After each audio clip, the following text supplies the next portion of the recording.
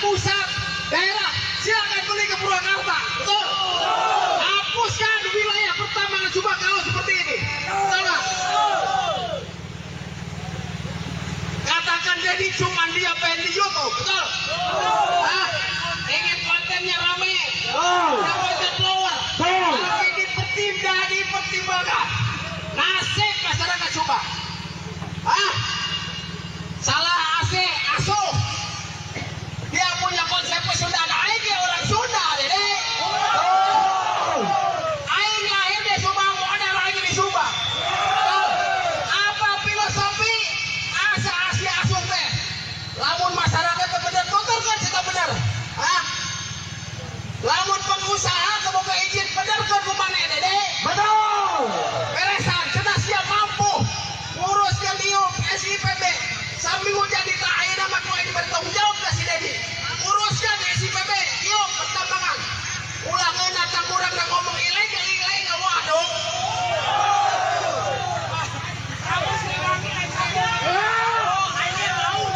Hai yang disebut Raja Allah, konsep kerajaan Indonesia. Gak ada konsep kerajaan. Jangan-jangan si Dedi hanya ngeruk menjadi monopoli perusahaan di Subang Baru kemudian ada roh. Ada hong aing nyolong. Aing nyolong SB jadi hubungan manena. Kehilangan orang yang menjadi tulang punggung hidupnya. Nah, buat yang teriak-teriak tidak makan 18 hari, wah ini keren banget nih. Anda ini cocok untuk menjadi instruktur bagi pendidikan ketahanan raga. Hebat kalau ada orang Jawa Barat 18 hari tidak makan, tapi wajahnya masih sangar dan teriaknya sangat lantang. Kita butuh ini, Indonesia ini, Jawa Barat nih, orang-orang yang seperti ini. Bisa hebat kalau berperang di hutan, bisa memenangkan pertarungan. Kayaknya Anda cocok deh jadi instruktur kanuragan, ya. Mudah-mudahan ke depan kita menjadi manusia yang tersadarkan. Dan saya mengucapkan terima kasih ya buat warga Jabar, warganet yang ternyata kesadaran lingkungannya makin tinggi, yang memberikan supporting pada saya untuk bersemangat terus menjaga alam dan lingkungan Jawa Barat. Wabarakatuh. Kang Deddy Mulyadi, Gubernur Jawa Barat, didemo oleh massa ex-FPI yang kemudian mereka juluki dengan Deddy musuh Islam. Ini perkembangan menarik sebetulnya. Kita tahu sendiri Rizik Syihab CS sangat tidak suka dengan Kang Deddy Mulyadi. Sempat dibangun narasi negatif, framing terhadap Deddy Mulyadi. Mereka menyebut Deddy Mulyadi gubernur musyrik yang akan memusyrikkan rakyat Jawa Barat. Framing negatif itu kemudian gagal. Justru sebaliknya, Deddy Mulyadi menang telak di Pilkada Jawa Barat. Artinya memang sebagian besar atau mayoritas rakyat Jawa Barat sangat senang dengan figur Deddy Mulyadi. Framing dari kelompok-kelompok yang merasa paling islami, merujuk kepada kelompok ex-Front Pembela Islam, HTI dan lain-lain, terbukti gagal, tidak berhasil. Justru sebaliknya, citra Deddy Mulyadi semakin meningkat, semakin baik. Beliau merepresentasikan sebagai wakil rakyat Jawa Barat, merepresentasikan umumnya masyarakat Jawa Barat, yakni figur yang betul-betul mengayomi, yang sangat populis. Di saat masyarakat dikagetkan mengenai aturan baru terkait STNK, justru Deddy Mulyadi membebaskan biaya BBNKB terhadap masyarakat Jawa Barat yang ingin membaliknamakan kendaraannya. Kebijakan yang sangat populis ini dan serentetan kebijakan-kebijakan yang lainnya membuat Deddy Mulyadi semakin dicintai oleh rakyat Jawa Barat. Dan satu hal yang sangat mengagetkan dan mengejutkan sekaligus menggembirakan, Gubernur Deddy Mulyadi menertibkan bangunan-bangunan liar yang tak berizin. Termasuk pondok pesantren Rizik Syihab di Megabendung. Pondok ini bukan cuma tidak berizin, tapi juga dibangun di atas lahan yang peruntukannya bukan untuk pesantren atau bangunan lainnya, tapi diperuntukkan untuk perkebunan. Artinya langkah berani yang dilakukan oleh Deddy Mulyadi ini membuat Rizik Syihab CS terusik. Nah, gara-gara inilah kemudian mereka menggelari Gubernur Deddy Mulyadi sebagai musuh Islam. Ini kan lucu. Mengapa kemudian orang-orang ini gampang betul mengatasnamakan Islam dan gampang betul menuduh orang lain sebagai musuh Islam? Saya sebagai umat muslim, sebagai bagian dari Islam, tidak merasa demikian.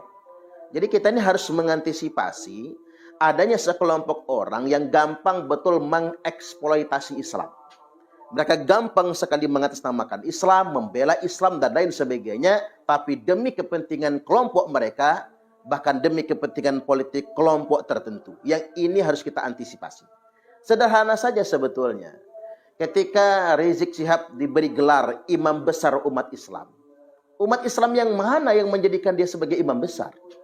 Setelah kita telusuri ternyata ini skenario Hizbut Tahrir Indonesia untuk mengglorifikasi Rizik Syihab agar menjadi pahlawan, agar representatif mewakili umat Islam, mereka beri gelar dengan sebutan imam besar umat Islam. Enak aja.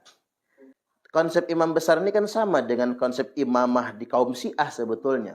Atau ini menjadi misi dari Hizbut Tahrir Indonesia sebagai tahapan mereka yang katanya dalam tanda kutip ingin menciptakan atau ingin mendirikan khilafah Islamiyah. Nah, tahapannya sebelum mendirikan khilafah Islamiyah dengan mengangkat seorang khalifah, maka mereka angkat dulu imamatul uzmah atau imam besar, imamul a'zam, imam jumbo lah istilahnya. Nah, lantas kemudian Rizik dan anak buahnya kegirangan ketika diangkat kemudian sebagai imam besar umat Islam. Padahal sebetulnya mengangkat diri sebagai imam dari kelompoknya sendiri itu merupakan sebuah perbuatan maksiat. Dan itu melanggar syariat Islam. Karena yang namanya mengangkat imam besar itu harus mewakili dan merepresentasikan semua umat Islam yang ada di muka bumi ini. Cuman sederhananya saya ingin sampaikan pada kesempatan kali ini, fenomena orang yang gampang sekali mengatasnamakan Islam, mengatasnamakan agama, atau bela Islam, bela agama, lantas kemudian gampang betul menuding orang lain musuh Islam. Ini adalah fenomena ekspor. Zaman kamuflase. Hati-hati. Jubahnya jubah malaikat tapi dalamnya iblis. Jubahnya jubah kenabian tapi kelakuannya kelakuan set. Ulang lagi. Jubahnya jubah kenabian tapi kelakuannya kelakuan setan. Panggung-panggung dakwah menjadi panggung provokasi, panggung caci maki. Ada orang yang ngaku-ngaku anak cucu Nabi, lantas kemudian memaki-maki pemerintah, memaki-maki presiden dan lain sebagainya. Rakyat tidak berani mengkritik karena mengapa? Oh, takut kualat niku putune Kanjeng Nabi dan lain sebagainya. Ini yang dimaksudkan oleh sabda Nabi, abghadul ibad ilallah. Hamba Allah yang paling dimurkai, hamba Allah yang paling dibenci itu man kana taubu khairan min amali, orang yang pakaiannya lebih istimewa daripada kelakuannya.